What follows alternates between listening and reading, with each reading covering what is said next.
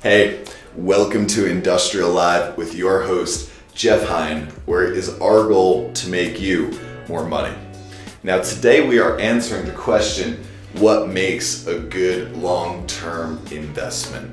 Now obviously we've looked at cap rates before, and that's helpful for determining how your investment might perform this year or until that tenant's lease expires. But what if you want to look at the big picture, the long-term, 5 to 15 year span? What factors are going to be most important for you to consider?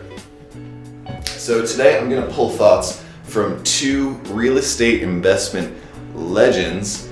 We got Samuel Zell and Michael Brennen, and they each boil it down to the top 2 and 5 most critical considerations respectively. So let's start with Zell.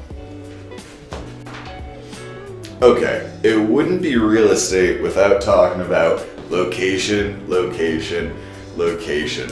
Now, Zell argues that instead of focusing on numbers and financial projections, you want to focus on the basic fundamentals, factors that are influencing supply and demand, economics 101, and first we got location.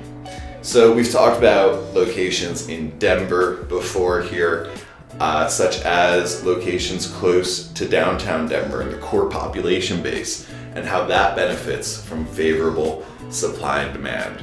I want to give you guys 2 other quick examples to illustrate this point. The Boulder market is actually a great example of a market that benefits from favorable supply and demand conditions for property owners. Now the reason is because Boulder puts limits on how much you can build. You can't go higher than 3 stories. They already bought up all the land outside of Boulder. You can't really expand outwards. So that makes it tough if you're a developer. It's hard to build, but if you're a property owner, the supply is relatively limited. So that's going to benefit from those favorable supply and demand conditions. You have relatively steady supply, increasing demand.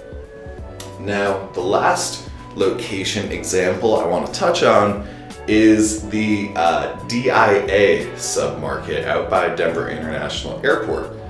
Now, that benefits from the demand driver of being close to the airport, and some tenants definitely want to be there, but it doesn't benefit as much from the supply side of the equation, because there's so much land out there still that someone could build down the street from you and create new supply in the market, which theoretically could lower your relative price point because there's higher supply relative to the demand.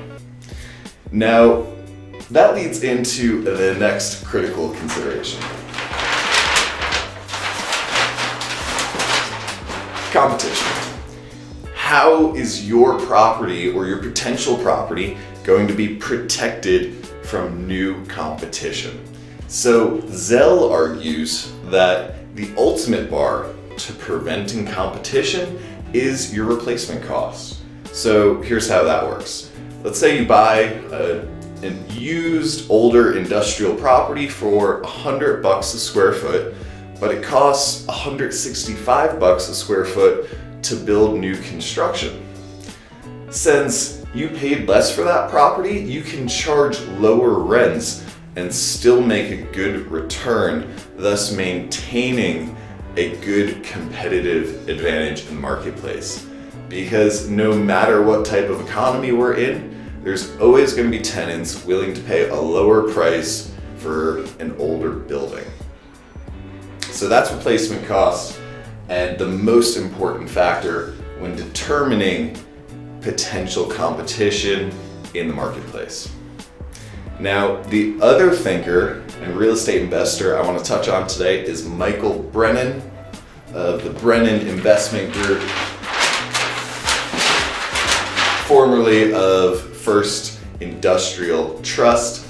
And Brennen also agrees that the top 2 considerations here are location and competition, but he adds 3 more that are more short to medium term length considerations. So first is the tenant. Who is the tenant, and is that tenant likely to keep paying you rent? Are they going to fulfill their lease? Secondly, how is the tenant using the space currently, and does the space satisfy the tenant's needs? i.e., are they going to renew when their lease is up? All right, and lastly, replacement. How easy is it to replace the tenant if they do move out and there is a vacancy?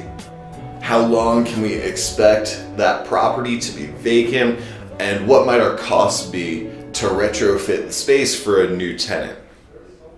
So again, location, competition are paramount, but Brennen also includes some short to medium term considerations for you as well. So it's pretty common sense stuff, but that is what is so great about it, I think. Keeping it simple, not getting lost in the numbers and the financial projections, but seeing the big picture. And as long as you're doing that, I think you're likely to keep making good money-making decisions. So last thing before you go, let me know, what do you want covered here? What is holding you back from making more money with your industrial real estate? Type your question in the comments below, and we might just cover it on an upcoming episode. Thank you for tuning in to Industrial Live. I'm your host, Jeff Hine. I'll see you next time.